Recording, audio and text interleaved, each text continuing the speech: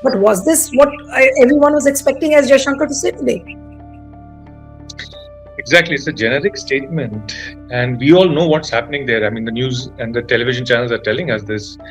You can switch on any of the international channels or YouTube, and you will get an accurate picture. The problem is, as I said, 4 to 5 Indians have probably died. We don't know the exact number because nobody is revealing full numbers, but we hear, 2 Indians died here, or two died on a ship, or one died in Abu Dhabi. We get all these kind of numbers. So we don't know the exact number. But as I said, for us, our critical interests are at stake. Not just the fact that livelihoods of people and their survival, which is of course also critical, and their lives, but the rupee is likely to fall, because if the remittances fall, the rupee at 91, 92 is going to cross 100. Moreover, our oil security is at stake. 50% of the oil is there. If the price of oil is going to 116, today the price of oil is $116 a barrel. And what is being done? Now, is this what as Jaishankar was expected to say? Yes, Mohsin. No, my problem is larger. First of all, you didn't send any kind of official flights of the government of India to Iran. See, I understand it's very difficult to get millions of Indians out of the Gulf GCC countries. But in Iran, we didn't have that many people. We could have sent a few flights, either government or official flights or military flights, and gotten these guys out. Now they are running around, whether they're going to villages outside Tehran or they're going to neighboring countries. I believe it's Azerbaijan and all that, because they can't go into Pakistan. There was no word of condemnation by S. Jaishankar on the killings of the people in Iran. There is no mention about Iris Dana, the ship which was the Iranian frigate, which was sunk by the US submarine. There is no condemnation of the killing of Khamenei. So, I mean, what kind of a statement is it? And just making these generic statements. Forget condemnation, they didn't even send condolences on the death of Khamenei, who was not just a political leader, he was a religious leader for the global Shias. And then when a lot of pressure came, then 4 days later, they just sent a bureaucrat, the foreign secretary, to go and sign the condolence register at the Iranian embassy.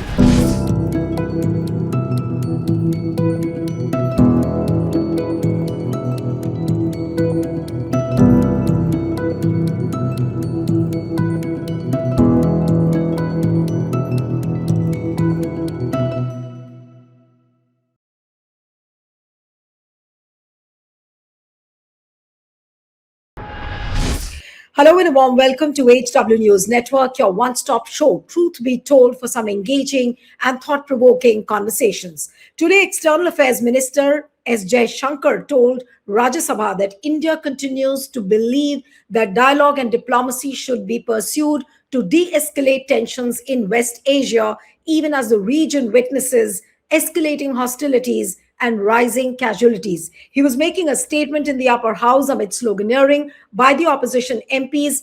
S. Jaishankar reiterated that the government's call for restraint and peaceful resolution of the crisis. But the opposition kept on saying that we need a short duration discussion. But S. Jaishankar made a statement inside Rajya Sabha. And also inside Lok Sabha, when he was making the statement, opposition raised slogans inside and outside Parliament, saying that just by making a statement doesn't give all the answers to the nation regarding the West Asia conflict. Now, look at the number of problems. Now, the questions which everybody was expecting that apparently as Jaishankar would answer just 3 days before the Israel-Iran war, why did Prime Minister go to Israel? That is question number one. What happens to the 1 crore people who are stranded in Gulf? He made some random statement saying that 2 mariners have died, 1 is missing. We are trying to evacuate people. Generally, we believe in dialogue and diplomacy. Then he says that, yes, we have high stakes in this region and we are trying to monitor the things very carefully. He made a sort of a generic statement. But was this that the people were expecting as Jaishankar to say inside Parliament today? And remember that one cabinet committee on security meeting which happened, after that there was no briefing from the government. And today as Jaishankar makes a generic statement and gets away. So we'll try and decode S. Jaishankar's statement. What does it go to show? Was this a big letdown and rather an insult to the people of the country? who are expecting answers from the government. Joining me this evening is international affairs expert Professor Mohsin Raza Khan. Thank you so much, Professor Khan, for joining on HW News. And your first thoughts on S. Jaishankar's statement. It's such a generic statement he made, but what about the accountability? What about the answers to which the entire nation was looking forward to? It's in keeping with the general tenor of the Prime Minister's behavior. That is, the Prime Minister goes 2 days before the attacks start. He embraces, laughs with Netanyahu. Instead of giggling and laughing and backslapping, it would have been better if he had convinced or at least tried to raise some objections to this attack, because this attack he must have been briefed about. You see, the attack was supposed to actually happen while he was there. And there was some uncertainty in his visit because of that. But when he got the all clear from Netanyahu, from the Israelis, then he flew. So he knew what was coming. He should have tried to convince them that, look, okay, first of all, standing with a war criminal accused of genocide who would probably be arrested in most countries in the world, apart from, say, the United States, and then with a country which is so isolated is one thing. But now the position was more critical. There are 9 million, that is 90 lakh Indians in the GCC. Their remittances not only boost our balance of payment, so they maintain the value of the rupee, but they also provide their families here with livelihood in India. If you look at the statements, I want to come point by point because I want to restrict my program today on S. Jaishankar's statement, what he made, because we've been discussing the West Asia conflict for quite a number of days now. But let's restrict ourselves to what S. Jaishankar today has said, and I'll go point by point. I will read out for the viewers what he said, and then I'll ask you to analyze it. Now, for point number one, which he begins by saying that West Asia is the cause of deep concern. As honorable members are aware, this round of conflict started on 28th February 2026. It has witnessed not only fighting between Israel and United States on one side and Iran on the other, but also attacks on a number of Gulf states. There have been numerous casualties, including at the leadership level in Iran, as well as destruction of infrastructure in the region. This is what he begins by saying. Then he comes to saying that at the very outset, government had issued a statement on February 28th expressing its deep concern and urging on all sides to exercise restraint, avoid escalation, and prioritize the safety of civilians. Now, what does he mean by that? Now, this is a very generic statement. He's referring to a statement which he made on 28th February. What was the need today to mention that? That, look, we said this, but was this what everyone was expecting as Jaishankar to say today? Exactly. It's a generic statement. And we all know what's happening there. I mean, the news and the television channels are telling us this. You can switch on any of the international channels or YouTube and you will get an accurate picture. The problem is, as I said, 4 to 5 Indians have probably died. We don't know the exact number because nobody is revealing full numbers, but we hear, 2 Indians died here or 2 died on a ship or 1 died in Abu Dhabi. We get all these kind of numbers. So we don't know the exact number. But as I said, for us, our critical interests are at stake, not just the fact that livelihoods of people and their survival, which is of course also critical, and their lives, but the rupee is likely to fall, because if the remittances fall, the rupee at 91, 92 is going to cross 100. Moreover, our oil security is at stake.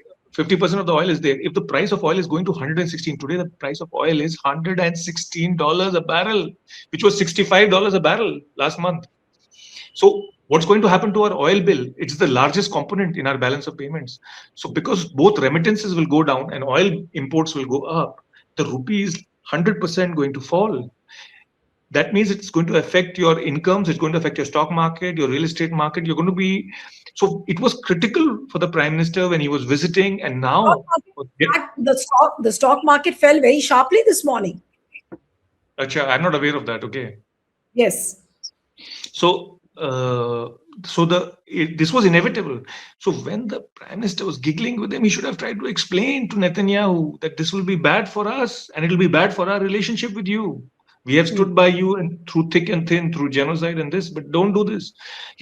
There was no. In fact, when he left, Netanyahu had a strange statement.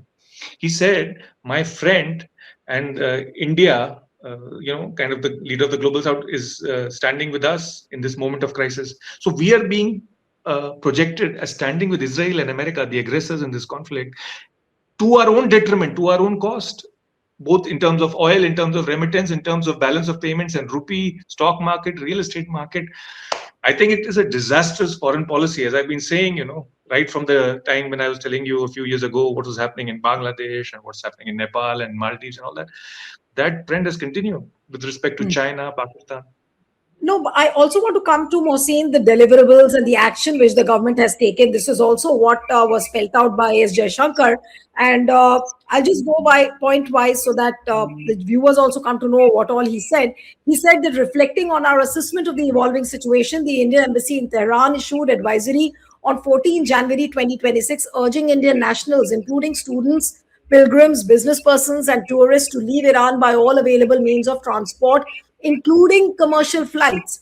They were asked to contact the embassy for any assistance and provided with 24/7 helplines. This was again reiterated in strong terms through another advisory on 23rd February. Some heeded those advisories and left the country. However, many others have disregarded them and remain in Iran.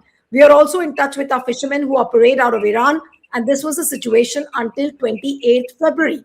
Then he goes on to say, once the conflict commenced, the Indian Embassy has facilitated the relocation of several Indian students in Tehran to places outside Tehran. An advisory update with emergency contact helplines was issued on 3rd March. Similarly, facilitation was extended to pilgrims for their internal movement. Indian nationals who were in Iran for business reasons were assisted to cross over to Armenia and return home.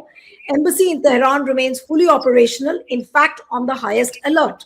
They are totally committed to supporting the Indian community in this difficult moment and in assisting Indian nationals who may wish to cross international borders. Where seafarers are concerned, the Directorate General of Shipping, through an order on March 2nd, has constituted a quick response team for immediate response, coordination, and support functions. This will function on a 24/7 basis. Then he goes on to say, I would like to inform the House through you, Chairman Sir, that every Indian embassy in the region has similarly issued advisories. The embassy in Israel did so on 28th February and March 1st, UAE on 28th February and 5th of March, Bahrain on 28th February, Qatar, and he goes on to list out all the names of the nations who have issued advisory. MEA has set up a dedicated special control room to monitor the situation and respond to queries from those affected. Your thoughts, so far on what is being done. Now, is this what S. Jaishankar was expected to say? Yes, Mosi. No, my problem is larger. First of all, you didn't send any kind of official flights of the government of India to Iran. See, I understand it's very difficult to get millions of Indians out of the Gulf GCC countries. But in Iran, we didn't have that many people. We could have sent a few flights, either government or official flights or military flights, and gotten these guys out. Now they are running around, whether they're going to villages outside Tehran or they're going to neighboring countries. I believe it's Azerbaijan and all that, because they can't go into Pakistan. One other way would have been to just flow out of Iran into, but that they can't do, Indian nationals, because it's not easy to get a visa for Pakistan. So that's one problem. They didn't do enough for the Indians who are stuck in Iran,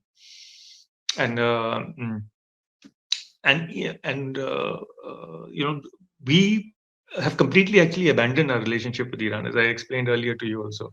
But he also, S. Jaishankar also goes on to say that, look, our Prime Minister spoke to the President of UAE, Amir of Qatar, Crown Prince of Saudi Arabia, Crown Prince of Kuwait, the King of Bahrain, Sultan of Oman, King of Jordan, and the Prime Minister of Israel. In each case, we received assurances that the well-being of Indian community would be a priority for the host government. I have similarly been in close touch with my counterparts in other countries. So he makes that statement. And then he goes on to speak about the issue of the Iranian vessel that is currently docked in Kochi. Iranian side requested permission on 28 February for 3 ships in the region to dock on our ports. This was accorded on 1st of March.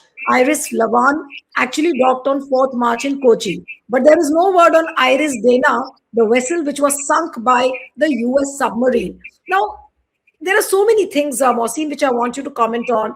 There was no word of condemnation by S. Jaishankar on the killings of the people in Iran.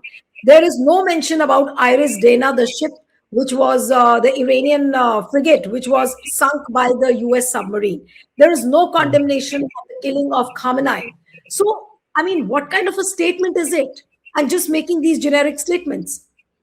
Forget condemnation. They didn't even send condolences on the death of Khamenei, who was not just a political leader; he was a religious leader for the global Shias.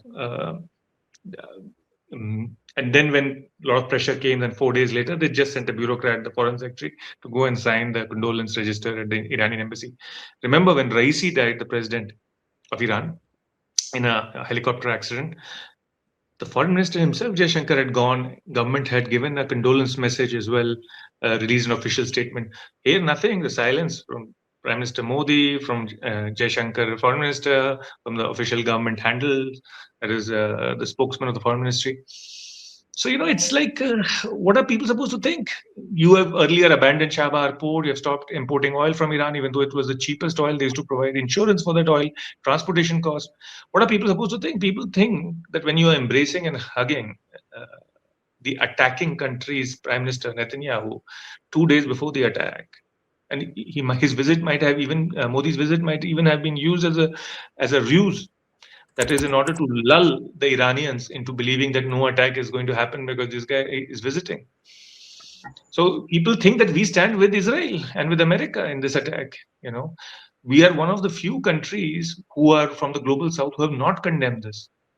Many African countries, Southeast Asian countries, Latin American countries have condemned this because they realize that today, if you violate international law with respect to one small country or one medium-sized country, tomorrow we can be in line. Tomorrow, India could be in line. Tomorrow they could get angry about something with India, and the next thing you find that they're using force on us. It's in our interest, because we are not a global superpower yet, in order to maintain international law. I think, and also, have you noticed something, that Foreign Minister Jaishankar has completely disappeared from the scene over the last few months? All Yeah. those laser eyes, all that aggressive talk, which was foolish in the first place because it made enemies out of so many Europeans, etc., with us, including the Americans. It was a mistake, and so now even on vital issues he doesn't appear. On issues on which a foreign minister should be appearing, on which a prime minister actually should be making statements. Prime minister, it's such a vital security. So you are saying that today's statement should not have been made by S. Jaishankar, but rather the Prime Minister of the country. Yes, and you will see the consequences of this with oil at $116, and Iran going into some kind of chaos, and so the Persian Gulf also in a chaos. We don't want the Persian Gulf to become like the Somali coastline. Right. It'll No, be but his terrible for us. Yeah, but as Jaishankar's speech doesn't end there, I'll make a couple of other points also, which he said in his speech. He says that the House will also be interested in the issue of, he says, Honorable Chairman, sir, in view of the implications of this conflict for our energy security, I also seek to address that particular concern. Government remains committed to ensuring that fully, taking into accountability the costs and risks of the energy markets. For us, the interest of the Indian consumer has and will always be the overriding priority. When required, Indian diplomacy has supported the endeavors of our energy enterprises in this volatile situation. Now, when the external affairs minister says that we are committed to our people, then the big next question is that if you are so committed to people, why did you increase the prices of the gas cylinders? 60 rupees have shot up as far as the LPG cylinder is concerned. Commercial gas cylinders have risen by to 115 rupees now. So the ultimate burden is coming on the common man. And here you have a foreign minister who inside the parliament says that we are committed to securing energy, we are committed to our people, their priorities are important. So what does this statement mean? These statements are not reliable. I'll tell you why. Because when we started importing from Russia, it was done not only under the proud banner of strategic autonomy and national sovereignty, but also so that we could get cheaper oil, if you remember. But if you go to a petrol pump, even in those days, in the last 2 3 years, if you went to a petrol pump and tried to fill your motorcycle or car, you would notice not a rupee had dropped in the price at the pump. So Yes. that means somebody else was pocketing that money. So when the time comes when the price rises, also we should get that benefit. Why are you passing? When it falls and you get cheaper oil from Russia, you don't pass it on to us as the customer, as the citizen. But when it rises, you immediately pass it on to us. Right. While he was ending his speech, again, then, he spoke about some guiding principles. Now, I want you to decode that as well. He says, Honorable Chairman, let me conclude by highlighting the three guiding factors of our approach. Now, listen to this carefully, Mohsin, and I want you to decode this, that what are the guiding factors of this government? Point number one, India is in favor of peace and urges a return to dialogue and diplomacy. We advocate de escalation, restraint, and ensuring the safety of civilians. This is point number one, and I want you to comment on this. Now, this is a guiding approach, means what? That India can't take a stand? Yeah, India has not taken a stand. In fact, it seems to be standing with the aggressors. This is, I would say, this would be a fatal mistake because No, but they are not we even spelling that out. They are not even saying that they are standing with the aggressors. They are also speaking about Iran. That look, we've spoken to the ruling dispensation there. They are saying that nothing will happen to the Indians, but there is no word on which side India is in this Iran-Israel war. Are they with Israel? Are they with Iran? Are they with America? There's nothing. There's no indication of that. forgive me, Nilu, if I missed it, but was the Indian Prime Minister 2 days before this attack in Tehran embracing Khamenei? Of course, yes. Not in Iran, he was in Israel. He was not in Iran, he was not embracing Pezeshkian or Khamenei. He was embracing No, it was Netanyahu. Israel. Yes. So then, how can it be called a balanced approach? Hmm. You can't embrace one side and say it's a No, so it's balanced just a approach. misleading statement. When S. Jaishankar says that these are the guiding factors of our approach, we believe in dialogue and diplomacy, we advocate de-escalation. He says this on one hand, but Prime Minister Modi goes and hugs Netanyahu. So, which means that S. Jaishankar today made a misleading statement. He's backslapping with Netanyahu. He's supplying him weapons throughout the Gaza genocide.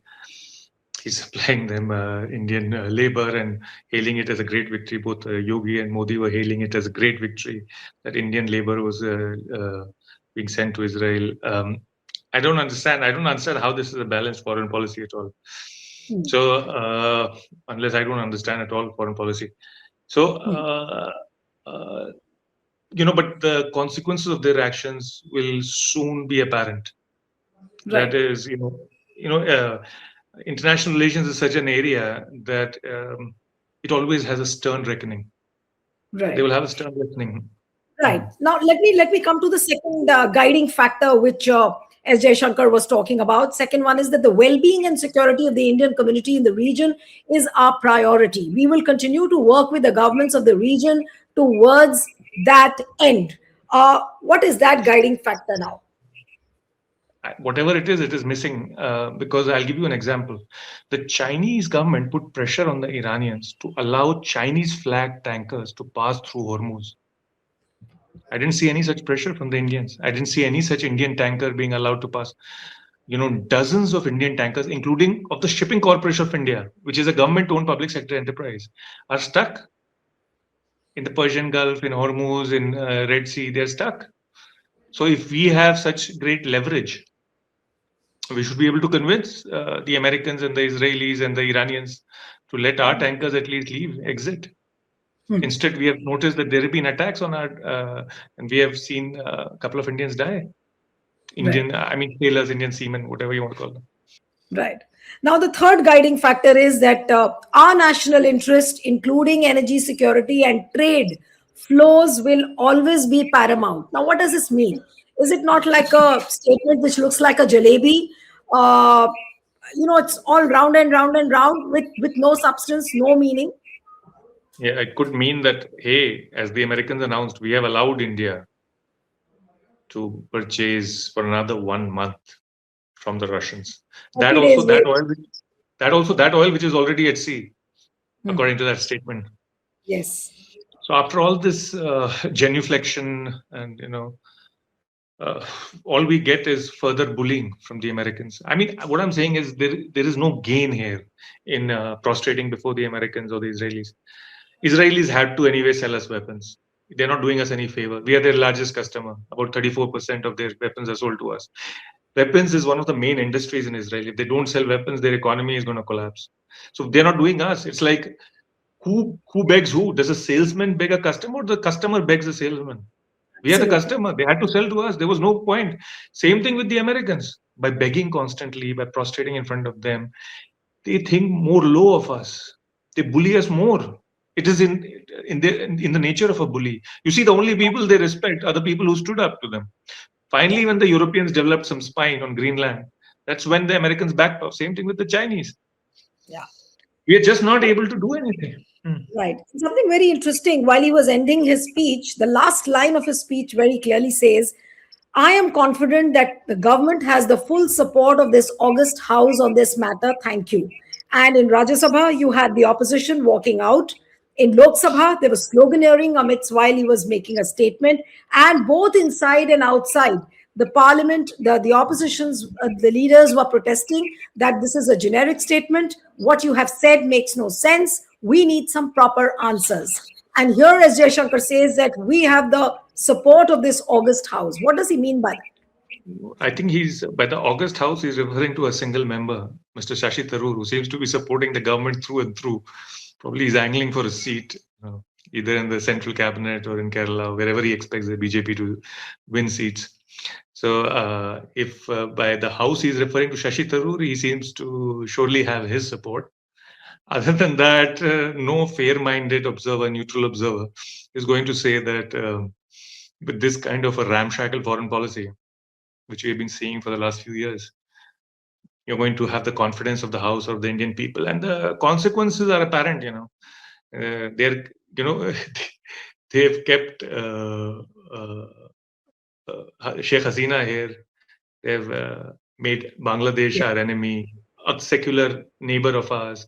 They want to be pals with Taliban, a fundamentalist regime. I mean, the foreign policy was all haywire. Exactly. So my last question to before I wind up the interview is that if you look at the statement, I read out parts from S. Jaishankar's speech. How will you define today's statement on the West Asia conflict by S. Jaishankar? If you have to describe it towards the end, how would you look at his statement? One word: it's banal. It's meaningless. It's like a kind of diplomatic readout which you give to other countries, not to your own population, not to your own parliament.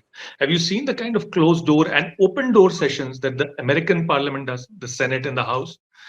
How threadbare they discuss everything. In fact, even Yes. the budget of the CIA is discussed, of their intelligence agency is openly discussed.